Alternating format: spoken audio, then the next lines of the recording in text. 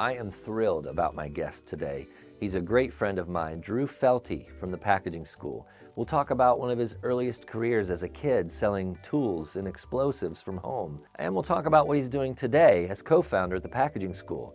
And also, he's a part of a huge endeavor here in Greenville, the premier event for automotive packaging professionals, the AutoPack Summit. That takes place next month.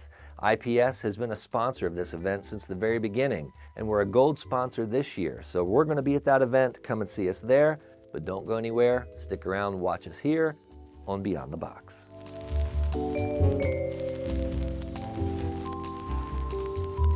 Well, Drew Felty, it has been not that long, actually. Not long at all, Kevin. No. About a week. About a week. Yeah, we saw each other at the BMW event. That's right. Yeah, that's right. because great event from our neighbors up the street. Yeah. BMW. If you haven't heard of them, you can look them up. Just Google BMW. They're online. Manufacturer of fine automobiles. Yes, check them out. Well, I'm excited to have Drew on because I've known Drew for a long time. I think our relationship goes back to 2016, something like that. Somewhere, Drew said Q1, and that tells you what kind of a guy he is. He's like Q1, Q2, Q3. Q1 2016, I remember. Yeah, that was it. So I'm excited to have Drew on here because not only is he a good friend of mine, but he's a guy that gets stuff done. Like, you've been doing a lot of things over the years. So currently, where are you and what do you do? So today I am leading the team at Packaging School, the Packaging School, packagingschool.com. We go by all of these names simultaneously. And as a subset of who we are, there is the Automotive Packaging Summit, which is a once a year big deal kind of event for us. And it was Packaging School where we met because it was Q1 Yeah. of 2016 where my wife, Allie, and I we made first contact with you. I think it was an ad on Indeed. Can you confirm that? Yeah, it was like an ad on Indeed or something like that. Need some design help. That's right. And actually, interestingly enough, that first job was an infographic for Pregis. It was, yes. It was for Now, was this for Packaging School? Because it was another business. No, that was another business, Package Insight, which Right. was focused on consumer behavior and applying technology to that process and measuring out how consumers react to changes in packaging. Right. But I think that was your first foray into Right.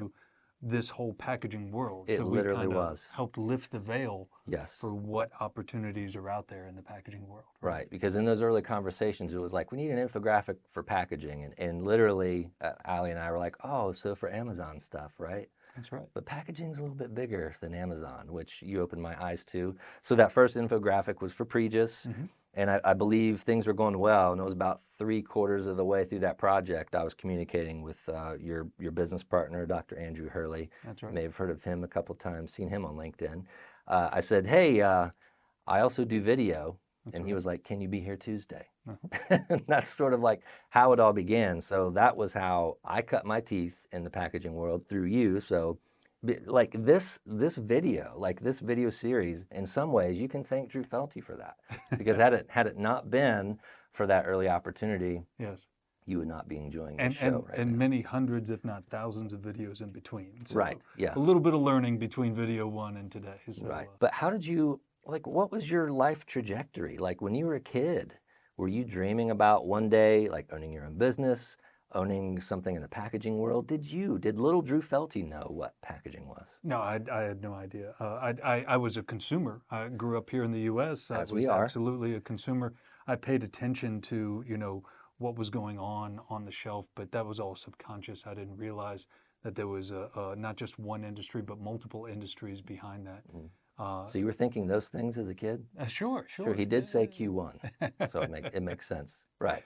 But no, I've done several things over the 25 plus years since I left the Citadel, graduated from the Citadel as a business major, dabbled into computer software companies, distribution companies, government contracting companies, armored vehicle manufacturers, a lot of different things.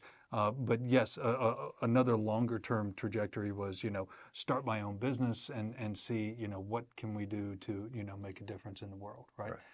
And so in that path, having worked remote before COVID, before it was cool, before right, before it was trendy everybody had to do it. and scandalous, like what?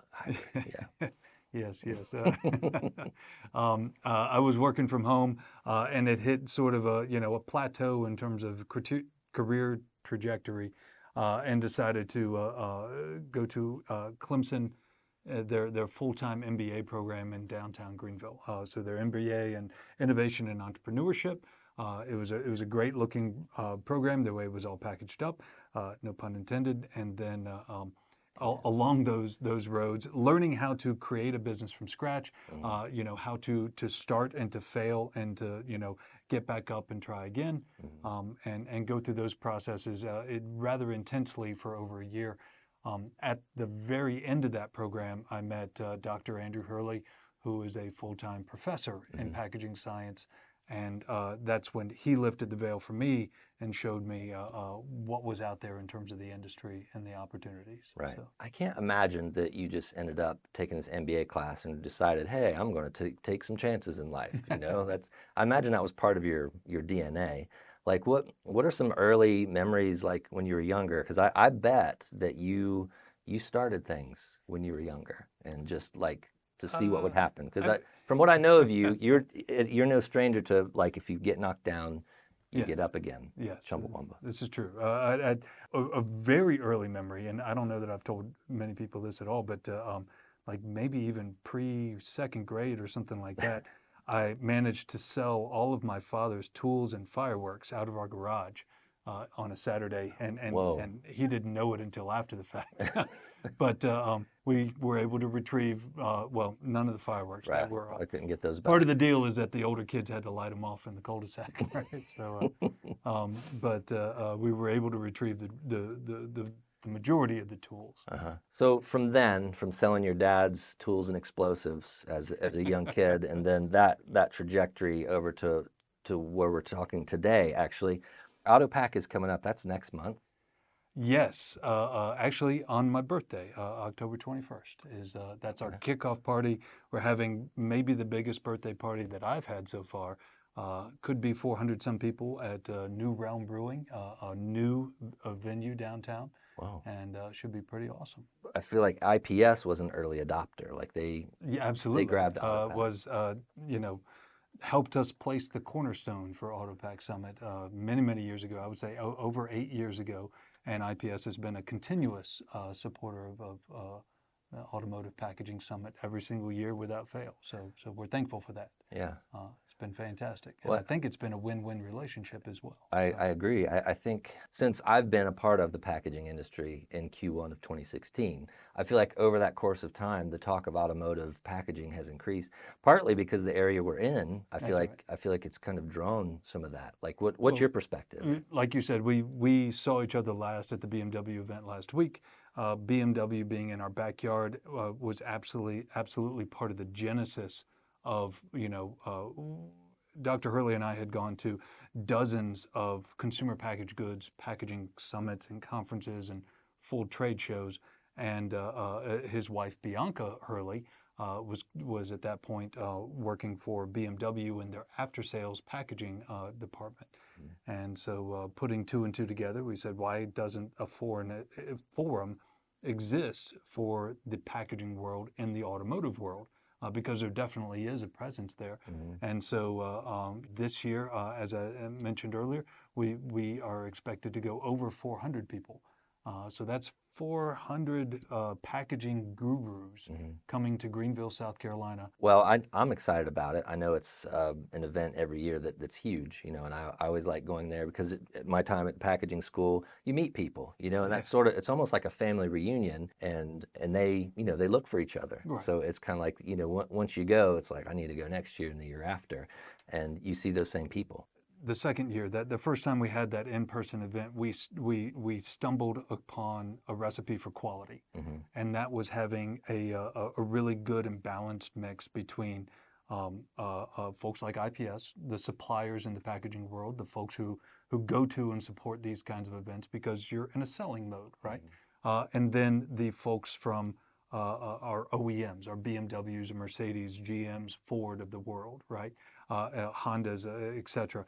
who are in kind of the buying mode, and of course they're tier one automotive suppliers. So we've struck a really sometimes tough balance between those two to make sure that it's a quality event for both sides of that equation. And at the end of the day, it is all about networking. It's about those interpersonal relationships and having again a balance of informative discussions, conference style talks, workshops, and then balance that with coffee time, right? Lunch, that opening cocktail hour that'll be at New Realm Brewery this year. Yeah. All of those kinds of things to build the relationship, which is the bond between us, right? I know what I kept hearing and still hear is that it's a great opportunity to get audience with people that you wouldn't be able to talk to in any other way. Absolutely. Like it's almost like this amazing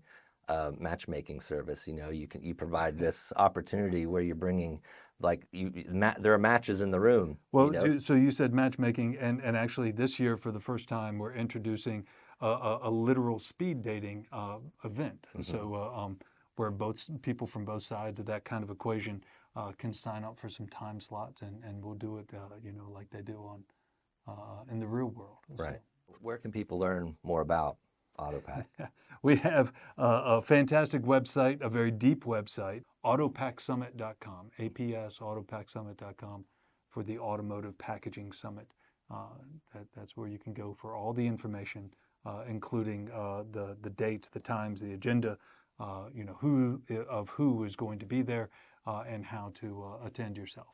Now, lastly, Drew, because we're getting near the end, because I try to keep this, nice and tight. Is there something along the illustrious career of Drew Felty that might surprise some people and be like, I had no idea?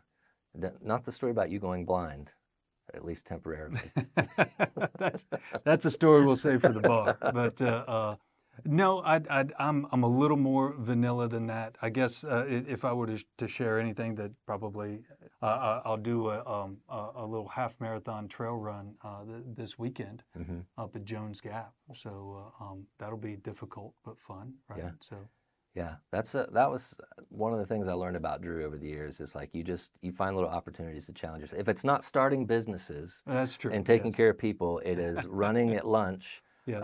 Going to CrossFit, on your way to get coffee, you'll go by CrossFit and then come back with coffee. And Drew, you challenge yourself. You like to challenge. And I hope this... I admit to that, yes. I'm a glutton for punishment. Well, I hope this wasn't so much punishment for you. I know it was good to see you. It is definitely one of those things where you should try things that you're not comfortable with, right? Yeah, that's what this is. Right. So I'm glad I'm here with you. Yeah. That makes it that much better. Well, I'll say this, this is almost like a Bigfoot sighting.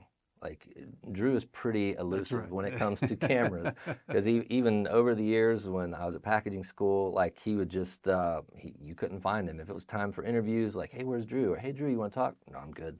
So this is a big deal that Drew's here today. So, Drew, I wanted to thank you because, I don't know if you know, how much you pushed me creatively. Because like I said, I didn't know what packaging was. Got to the packaging school, and I'm just we're just figuring life out in more ways than one, with whatever was going on in the world, life, marriage, kids, all that stuff. You took us in, and you're like, hey, this is what packaging is, and hey, we need a logo. And I remember you and Andrew standing behind me one afternoon while I was massaging a logo. I don't remember how many. No pressure. I don't remember how many iterations of that, but just, it was you'd send me pictures this is cool, Liquid Death is awesome. Hey, check this out. Look at this. Have you seen what Amazon's doing? Have you done that? And it just, you really powdered on my plate for me to just figure it out. Yeah. And I want to thank you for that, because a lot of the creativity that I am still using and building on, I attribute to you pushing me. So cool. So thank you for that.